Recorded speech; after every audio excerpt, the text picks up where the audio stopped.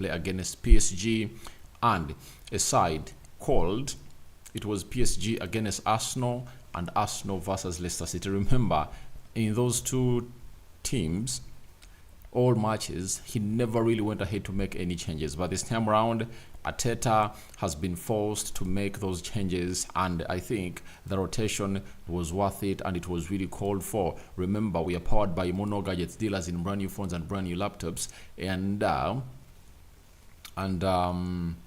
they also deal in used phones and used laptops shipped from the United Kingdom. So call them on +256 70 99 88 665. And you'll thank me later in there. So that is Mono Gadgets for you, and you will really let me know what your experience is by really approaching them, and I know they will give you the best treat of life that you really deserve in as a person or viewer subscribing to Rokani Media Football. When you reach there, tell them that it's Rokani Media Football that has gone ahead to send me here, and you'll enjoy everything to the fullest. Now, Arsenal versus Southampton is really going to be the game of football that is going to be played at the Emirates Stadium before we go to the international break. And Arsenal have Raya, Partey, Saliba, Gabriel Magalhaes, Carafiori, Jorginho, Kai Havertz, Rice, Saka, Sterling, and Jesus. Obviously, Sterling starting his first Premier League game of the season. I think the same applies to Gabriel Jesus because he has not gone ahead obviously coming through and really play a very huge part into the side of Arsenal this season. He has been played off the bench, and I always told you that his minutes will always come because rotation has to be made as the side of Arsenal is going to be playing 2 games per week. The substitutes are Neto, Martinelli, Kivio, Tomiyasu returns on the bench as I told you, Trossard, Merino, Lewis Kelly, Waneri, and Butler Oyedeji. That is the start. That is the bench of Arsenal. And we go to Southampton. Aaron Ramsdale is back at the Emirates. Sugawara, Howard, Bellis, Benderek, Walter Peters, Manning, Downs, Aribo, Dibbling, Fernandez, and Stewart. The bench has McCarthy, Taylor, Bree, Lukochu, Lallana, Archer, Brenson, Diaz, and Armstrong plus Onayachu. That is the bench of Southampton, and they coming through to obviously take on Arsenal with their style of play that is really known to all of us at the Rokani Media Football. And you know how they've gone ahead obviously win huge possession when they are really playing any team. First and foremost, they don't respect any team. That's their strongest point. They don't respect any team. It might be their strongest, but also their weakness, because if they can really put in more tactics, I think those tactics can result into better results. But they really play an open game, and the because of playing an open game, I don't know whether it will find them really in a better position to obviously not get annihilated into that beautiful game of football. Now, we go to the Arsenal side, and they're going to play a 4-3-3 system, and David Raya is in goal. Remember, he's maintained into the starting 11, because we noted that he has been the goalkeeper of Arsenal for some time. Then Thomas Partey is being played as the right back, you understand, and it has been Julian Timber who has always gone ahead to be playing in here, or Benjamin White, but those two haven't gone ahead obviously afford to make it. They're really having some problems with their, I think, knees and muscles, and the manager is like, let me wait. And on me waiting until after the international break, we'll obviously have the best comeback of these two players. I believe they can really come back after the international break, but we also have to know the extent of the injury. That is really most important thing about it.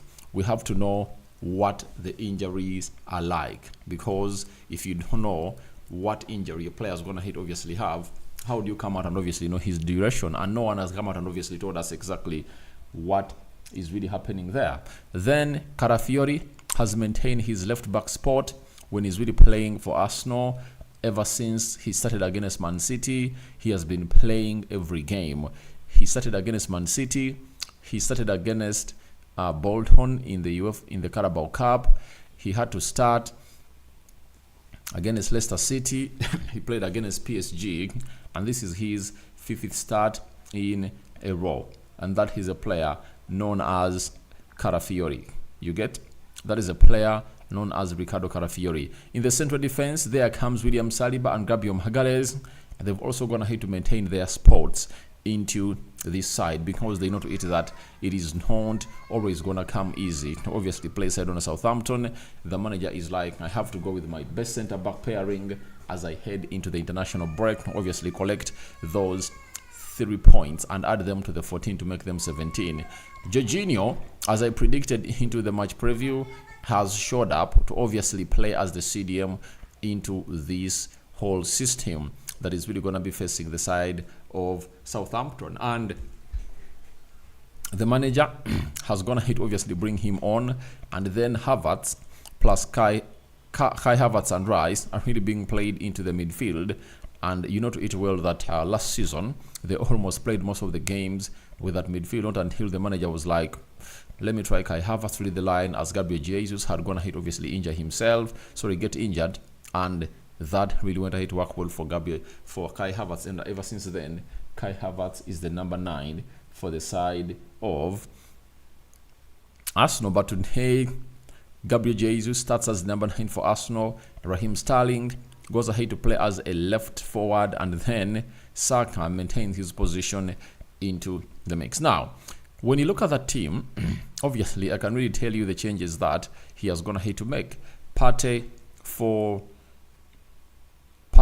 for Julian Timber, Jorginho for Thomas Partey, Kai Havertz for Leandro Trossard, Jesus for Kai Havertz, and Raheem Sterling for Martinelli. 5 big changes have been made by the manager of Arsenal to see to it that his team can come out and obviously also eat out well to create moments of magic where needed, as Jesus and Sterling try to really bring up their former combination and partnering at the side of City. But all I know, Jesus has been given a chance to obviously prove himself that I can come back and obviously score goals. And if I'm Gabriel Jesus, I'll be like, I need to score goals in this game. I need to score goals in this game. And anytime, he needs not waste chances. I know chances are going to be created for him, and he needs to come up and obviously kill them off, because that is the best thing he can offer to himself as a player for the club of Arsenal. If not, everyone will be like, he has been given a chance, he has not taken it. And this is the best chance ever for him to come out and maybe even bang in a hat-trick and send a message to the manager Mikel Arteta that I'm really ready for you, and no one is really going to stop me from really doing the needful. You understand? So that is what this guy is supposed to be doing, Gabriel Jesus, and I know supply is going to be huge. Raheem Sterling too. I think he has a chance to send a message to the manager of Arsenal that, please, I see you trying to obviously look at Gabriel Martinelli, but I'm better than Martinelli. You get? I'm better than Martinelli, and all you have to do, trust me, with this position, I'll obviously come up and do the needful. And for Mikel Arteta, for the time I've gone here to see him, you come out on the pitch, prove him wrong, he's really gonna put you into the next game in the starting 11. And the beauty of Raheem Sterling is he's not part of the England national team, and that puts him in a better position to come out and really compete, right, with Martinelli, because they're going to be training together. But with the performances that he puts in today, if it's positive and highly appreciated by Mikel Arteta, he will have gone ahead to send a message to Arteta that, please, it's high time you left me going, because I deserve to be doing this. You understand? Even Gabriel Jesus also has to be doing the same thing, because if he does the same thing, puts in the required effort possible, I tell you, nothing is really gonna forsake him from obviously sending a manager message of really playing Gabriel Jesus. And his plan, he wants to obviously have Kai Havertz onto the pitch, and if at all Jesus is on fire, I tell you, he might really revert back to what he really did last season of playing of playing Kai Havertz into the midfield three. That is it. But Arsenal comes into this game of football with Saka scoring in the midweek and Kai Havertz scoring in the midweek against PSG, and they really looked good. Now we go to Southampton, a team that fears no one, though they've gone hit to lose very many games, and I think they are placed 19th onto the Premier League table.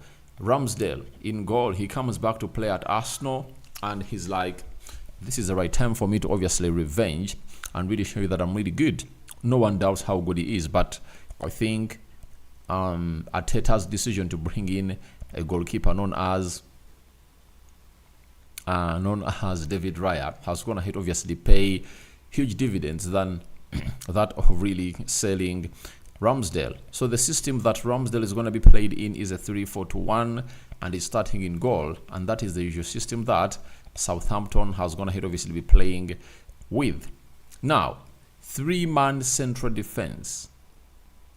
Howard Bellis on the right side of the 3-man central defense, Manning on the left side of the 3-man central defense, Bednarek at the center of the 3-man central defense. That is it.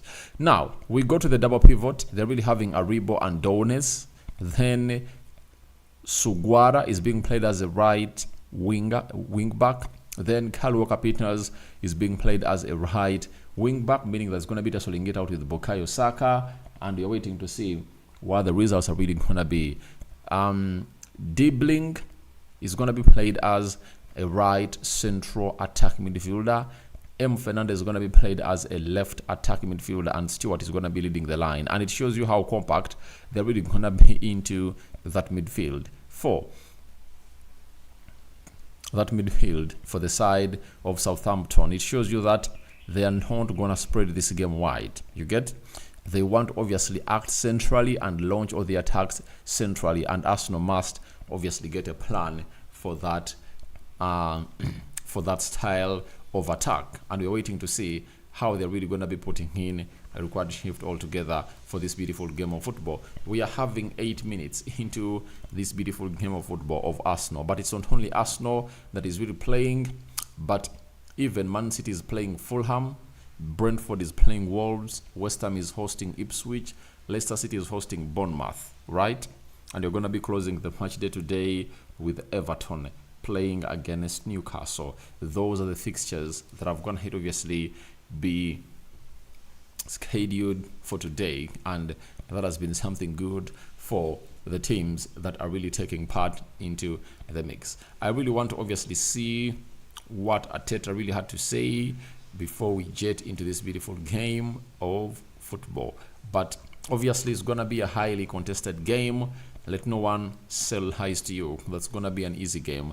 In the Premier League, every game is easy after winning it. But you saw when Arsenal played here at Emirates, when they're taking on Leicester City, you saw what happened. Leicester almost went ahead, obviously, snatch a point from Arsenal. So, until Arsenal went ahead to leave it late. Otieno, Arsenal 3, Southampton 0. Dan Michaels, thank you, Rokani. Pan-African Shop Fitters. Arsenal win by 2-0. You get? So, Arsenal fans are really very positive about this win, and they're like, we are going to really collect the 3 points and put them into our bag, and no one is really going to stop us from obviously getting there. But Southampton is not and is not to crack. They're really a very hard side, but a conceding side. They'll cause threats at the club of Arsenal. It will require that back five to be really at its best, and Arsenal will also be required to kill off its chances, something that they haven't gone ahead to fail to do. Remember, Arsenal comes into this game of football after knowing that Liverpool have gone ahead to obviously win against Crystal Palace, and now Liverpool is having 18 points. You get 18 points, meaning that they've gone ahead to keep a clean sheet as Liverpool, and they've also gone ahead to obviously find themselves doing the due diligence to obviously create moments of magic into that beautiful game of football. So we are going to be here waiting to see how things really pan out for the side of Arsenal, and I'm out because everything is really going to be coming up on your screen where you're watching the game from, and I'm going to be returning here when the game of football is really done and dusted. Rokani David is my name. I'm out.